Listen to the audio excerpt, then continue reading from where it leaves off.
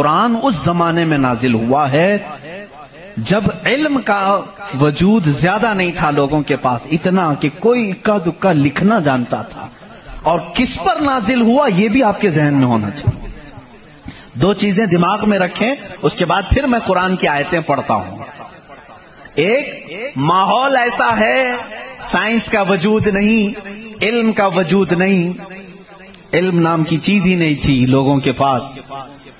اور جس پر نازل ہوا وہ ایسا رسول ہے جو کسی کا شاگرد بھی نہیں، کوئی استاد نہیں، محمد الرسول اللہ صلی اللہ تعالی علیہ وسلم. ان پر قرآن نازل ہوا، ایسے ماحول میں نازل ہوا جب کوئی علم جاننے والا نہیں تھا. اور جس پر نازل ہوا وہ کسی یونیورسٹی سے پڑھا، کسی کالج سے پڑھا، کسی مدرسے سے پڑھا ہوا رسول نہیں. اس رسول کا معلم اور استاد صرف خالق کائنات ہے. جبرائیل علیہ الصلوۃ والتسلیم کا بھی صرف اتنا کام رہا ہے، جو رب نے حکم دیا اتنا ہی پہنچا دیا. بلکہ بہت ساری قرآن کی باتیں ایسی ہیں جو جبرائیل پہنچا تو گئے لیکن اس کا علم انہیں بھی نہیں دیا گیا، انہیں بھی نہیں دیا گیا. اب یہ دو باتیں کسی کو بھی چیلنج کر کے بتا دینا، تاریخ کی سچائیاں اس بات کا انکار نہیں کر سکتی. اپنے تو اپنے، غیروں نے بھی حضور کی تاریخ لکھی ہے اور سبوں نے اقرار کیا ہے کہ محمد صلی اللہ علیہ وسلم ایک ایسے پروفٹ ہیں جو پوری زندگی بھر کسی استاد کے پاس گئے نہیں، کسی استاد کے پاس گئے نہیں. اور یہ بھی حکمت ہے میرے مولا کی، اسی لیے ہم اس رسول کو النبی الامی کہتے ہیں. امی کا مطلب کچھ بیوقوف لوگ آج کے زمانے کے جو بدعقیدہ ہیں وہ ان پڑھ کرتے ہیں. رسول ان پڑھ تھے معاذ اللہ. بیوقوف ہو تمہیں معلوم نہیں، امی کا مطلب ہوتا ہے کسی سے پڑھا ہوا نہیں. ان پڑھنے اور کسی سے نہ پڑھا ہوا ہونے میں بہت بڑا فرق ہے. یہ دو باتیں ذہن میں رکھو. قرآن کس ماحول میں نازل ہوا اور جس پر نازل ہوا وہ کسی کا شاگرد نہیں. اب اس کی باتیں جب ہم بیان کرتے ہیں سائنسدانوں کی آنکھیں پھٹی کی پھٹی رہ جاتی ہیں.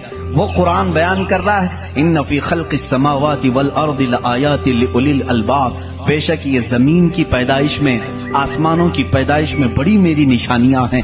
اللہ فرما رہا ہے رات کو ہم زائل کرتے ہیں، اسی سے دن نکالتے ہیں. قرآن یہ کہہ رہا ہے وجعلنا من السماء، آسمان سے اللہ تبارک و تعالیٰ نے یہ وجعلنا السماء سقفا محفوظا، قرآن کہتا ہے ہم نے آسمان کو ایک محفوظ چھت بنایا ہے.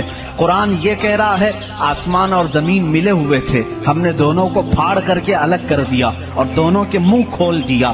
یہ قرآن اس زمانے میں کہہ رہا ہے. علم فلکیات جس کو آسٹرونومی کہتے ہیں، علم ارضیات جس کو جیو فزک کہا جاتا ہے، زمین کے معاملات، آسمان کے معاملات جاننے والا اس زمانے میں کوئی نہیں. اس وقت قرآن کہہ رہا ہے آسمان و زمین ملے ہوئے تھے، ہم دونوں کو پھاڑ دیے، ہم نے ان دونوں کو پھاڑ دیا اور دونوں کے منہ کو کھول دیا.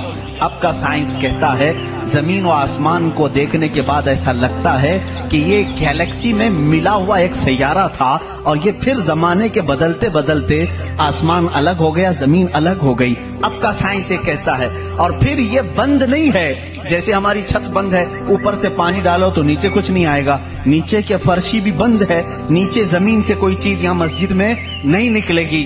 سائنس اب یہ کہہ رہا ہے آسمان میں جگہ جگہ سوراخ ہیں، منہ کھلا ہوا ہے، زمین میں بھی جگہ جگہ سوراخ ہیں، دکھنے والے نہیں، یہ کھلا ہوا ہے.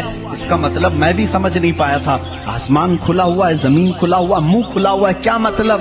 کہا کہ اللہ تعالیٰ جب چاہے آسمانوں پر پانی ڈالے تو اپنا منہ کھولتا ہے، بارش برستی ہے، اور زمین کا منہ کھلا ہے. اس کا مطلب یہ ہے تم جہاں پر بھی جتنی گہرائی میں بھی زمین کے بیج ڈالو، اس کا منہ کھلا ہے، وہ سینہ پھاڑ کر باہر آتا ہے. اگر زمین بند ہوتی تو کوئی چیز زمین سے باہر نہیں نکلتی، زمین سے کوئی چیز باہر نکلتی ہے، اس کا مطلب ہے کہ ان کے منہ کھلے ہوئے ہیں. سائنس نے اب بھی کہا کہ آسمان کا منہ کھلا ہوا ہے، زمین کا منہ کھلا ہوا ہے. قرآن کس ماحول میں نازل ہوا ہے؟ جب سائنس کا وجود نہیں. ہاں اگر تم یہ کہتے شاید محمد صلی اللہ تعالی علیہ وسلم بہت بڑے کسی سائنسدان کے شاگرد ہوں گے تو تمہارے تاریخ لکھنے والے ہی تمہارے چہرے پر زناٹے دار تھپڑ ماریں گے، اس لیے کہ وہ رسول اپنی 63 سالہ زندگی میں کبھی کسی کے شاگرد نہیں ہوئے، حتیٰ کہ سید الملائکہ کے بھی وہ شاگرد نہیں ہوئے۔ قرآن یہی کہہ رہا ہے، زمین کی پیدائش میں، آسمان کی پیدائش میں